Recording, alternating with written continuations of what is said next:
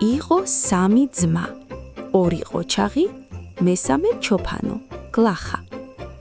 უფროსმა ძმებმა ცოლები რომ შეირთეს, ერთად ვერ მოთავსდნენ და ქონება შუაზე გაიყვეს. ჩოფანო ძმა კი უწილოდ დატოვეს. ამ გლახამაც მოითხოვა მამისეული ქონების წილი, მაგრამ ძმებმა უთხრეს: შენ ცოლს არავინ მოგათხოვებს, ქონება რად გინდა? ხან ერთთან იმუშავე, ხან მეორესთან და ჩვენ გიპატრონებთო. ჩოფანომ ეს რომ გაიგონა, ერთი სიკვდილი მოკვდა, მაგრამ კარგად იცოდა ჩხუბით ძმებთან ვერაფერს გახდებოდა. ბოლოს წაიღო მამის დატოვებული ლეკური ხმალი და იქაურობას გაშორდა. გაუდგა გზას. ცოტა იარა თუ ბევრი იარა, მივიდა ერთ სოფელში. მონახა მდიდარი კაცი და მოჯამაგირეთ დაუდგა. სამი თვე ემსახურა. აღებული ჯამაგირით ხმალს ქარქაში გაუკეთა. რკინაზე ოქროს ასოებით დააწერინა. მძლეთა მძლე. გადაიკიდა მხარზე ხმალი და ისევ გაუდგა გზას. საით მიდის არ იცის. დადიოდა თემშარაზე სოფელ და უშნოდ მიაკონწიალებდა ხმალს. გამველელ გამომვლელი ეჭვნეულად ადევნებდნენ თვალს.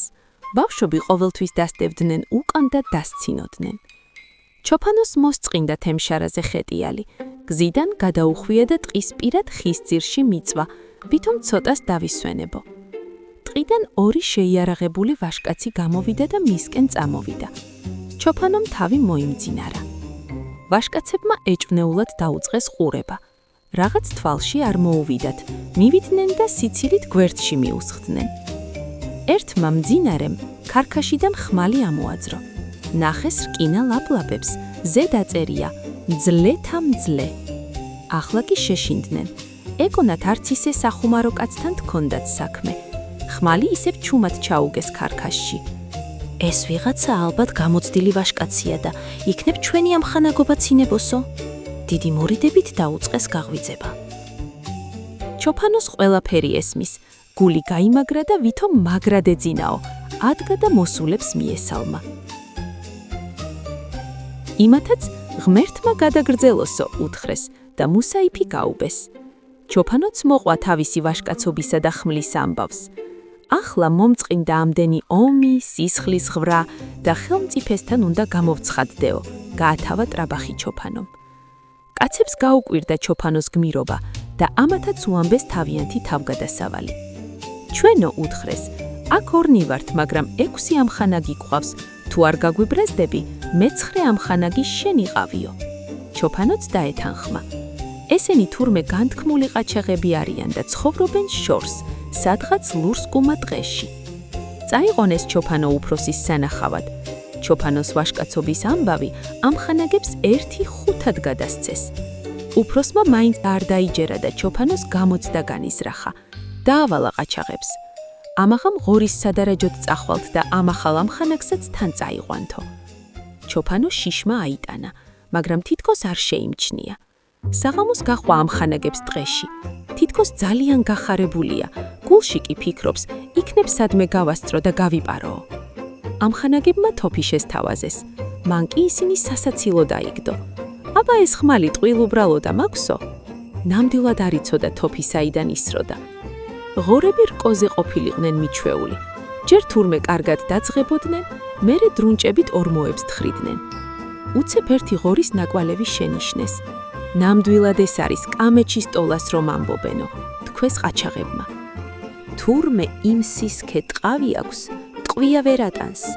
ერთი ეშვის მოქნევით კისრის სიმსხო ხეებს გლეჭსო. ჩოფანო აქ დატოვეს. ისინიც იქვე ახლოს ხის ძირში ჩასაფრდნენ. წახდა საწყალი ჩოფანო. აღარც გაპარვა ეწყობა ამ შუა გულტყიდან და აღარაფერი. მადლობა უფალს. ღორის ბედზე გავჩენილ ვარო და რა ვქნაო, გაიფიქრა გუნებაში. მეტი რომ ვერაფერი მოიფიქრა, ავიდა მუხაზე. თუ მაინც და მაინც ღორი აქ მომადგა, რაღაცას გადავუგდებ, შეეშინდება და გაიქცევა, ბრალს ვერავინ დამდებსო. უცებ მოისმა შრიალი. ღორმა მუხის ქვეშ თვალები შემოაბრიალა, ზევითაც შეანათა. ჩოფანოს გული შეუწუხდა, მთლად აკამკალდა. დაუწდა ფეხიტოძზე, ჩამოვარდა და იმ ღორს ზედ ზურგზე დაეცა. ღორმა გაქცევა არ იკადრა და ადგილზე დატრიალდა.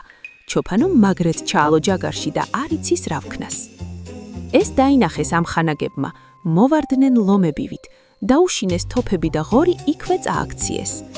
ჩოფანო კი ახლა მოვიდა გონს, ნახა საქმე გათავებულიყო და ეშმაყობა იხმარა. მორთო ყვირილი. თქვე ასეთებო და ისეთებო, ღორი დავიჭირე, ცოცხლად მინდოდა წამეყვანა და თქვენ ხელში ჩამაკალითო. ყაჩაღებმა ბოდიში მოიხადეს. წაიღეს ამოდენა ღორი და წავიდნენ უფროსთან. ყველას გაუყვირდა ახალი ამხანაგის გმირობა. ღორს თავი მოსჭრეს, გაუგზავნეს ხელმწიფეს და შეუთვალეს. ჩვენს დევნას თავი დაანებე, თორე მინავნებ, ახლა ისეთი მეცხრე ამხანაგი შევიძინეთ, რომ ეს ტახი ცალი ხელით დაიჭირაო. ღორის დაჭერის ამბავი მთელმა ქვეყანამ შეიტყო და ყველა ჩოფანოს აქებდა. ზოგი ამბობდა, დევკაციაო, ზოგიც ტყვიას ხელით იჭერსო. ყველას პირზე მძლე ეკერა. ხელმწიფე და მისი ვეზირები შეშინდნენ და ყაჩაღების დევნას თავი დაანებეს. გავიდა ხანი. ამ ხელმწიფეს ომი გამოუცხადა მეზობელმა ხელმწიფემ. ნახა, დადეს პირობა.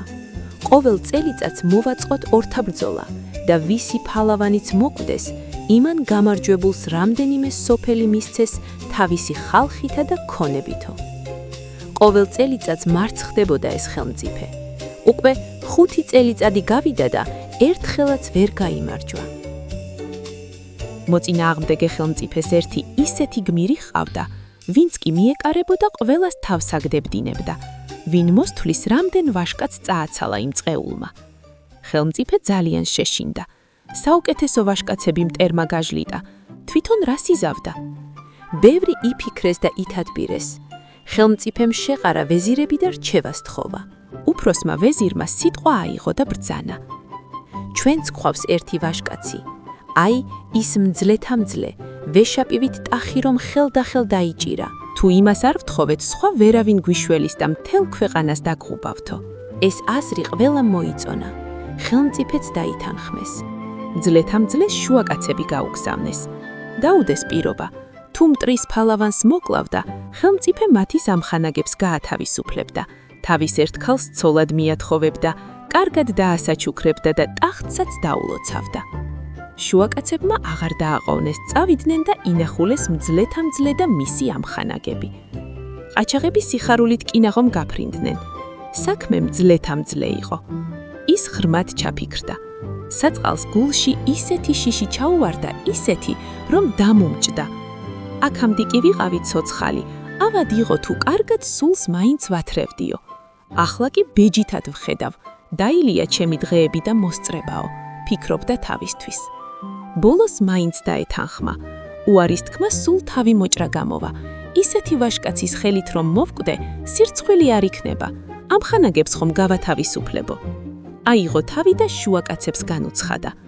კარგი, თანახმავარ. გავყვები ორთაბრძოლაში, მაგრამ ერთ კაცს როგორ შევებრძოლო, ნეტავ 3 მაინც გამოუშვანო. ეს რომ გაიგონეს, სიხარულით ტაში შემოკრეს. ხელი მოჰკიდეს მძლეთამძლეს და ხელმწიფეს წარუდგინეს. ეს ამბავი მთელ ქვეყანას მოედო. ყველა მძლეთამძლეზე ლაპარაკობდა. ერთი კი არა, 3 გამოუწვევიაო. ხმალს არც კი ვიხმარ, ხელით წავაგლეც კისერსო. ზოგი ამბობდა, მძლეთამძლე კაცო, ხეს რომ დაეჯახოს მოგლეჯს, კაცი რას გაუძლებსო. ამ მითქმა-მოთქმამ იმ ვაშკაცის ყურამდეც მიაღწია. საწყალს გული წინ და წინ გაუსკდა. დაია ჩემი დღეებიო, ფიქრობდა თავისთვის. მოვიდა უკანასკნელი დღეც. მინდორზე ხალხი ვეღარ ეტევა. ყველა მძლეთამძლეს შეყურებს. რა პატარა ტანის კაცი ყოფილა, მაგრამ ხერხიანი იქნებაო, ამბობდნენ. ფალავნები შემოვიდნენ. საწყალი ჩოფანო იმ ვაშკაცთან სკვინჩის ოდენაც არ ჩანდა. მაგრამ გულს მაინც არ იტეხდა. მოვკვდები და ისაა, დიდი ამბავი, უკვე ბევრჯერ გადავრჩიო, ფიქრობდა თავისთვის. ვაშკაცმა ახედა მძლეთამძლეს და ჩაეცინა ულვაშებში. ამას ერთ დარტყმაზე წავაცლი კისერს, მაგრამ ალბათ პირშავს ეშმაკური ხერხები ეცოდინება და სჯობია ჯერ მას ვაცალო, აბა რას იზამს? თუ გაუგე ეშმაკობა, მე მიკითხოს რა დღეს დავაყენებო. ფალავნებს ანიშნეს და ერთმანეთისაკენ წაიწიეს. მძლეთამძლეს გული ვეღარ გაუძლო. თვალით ხედავს სიკვდილს. ხმალიც ამოღება დაავიწყდა. დახუჭა თვალები, დაღუნა თავი და ისე მიდის წინ. ბარემ წამაჭრას თავი, დროზე მაინც მორჩი ამ უბედურებასო იფიქრა. ჩოფანო რომ ასე კისერ წაწეული დაინახა, იმ ვაშკაცმა იფიქრა, რაღაც ხერხს მიკეთებსო. მანაც წაიგრძელა კისერი და დაესო ერთ ადგილზე. ჩოფანო ყოველწუთში ელოდა თავის წაჭრას, მაგრამ როცა დააგვიანდა, ჩუმად გაახილა მარცხენა თვალი. შეხედა რას ხედავს, მის მოწინააღმდეგეს წაუგრძელებია კისერი დასაკლავ ქათამსავით, დახუჭვას თვალები და არის ასე გაჩერებული. ახლა კი ჩოფანომ იფიქრა, დრო ვიშოვნე და კარი შეგლახაო. თავბრუდას ხმული აშხუნა ხმალი, აღარც კი ახსოვს როგორ მოუქნია.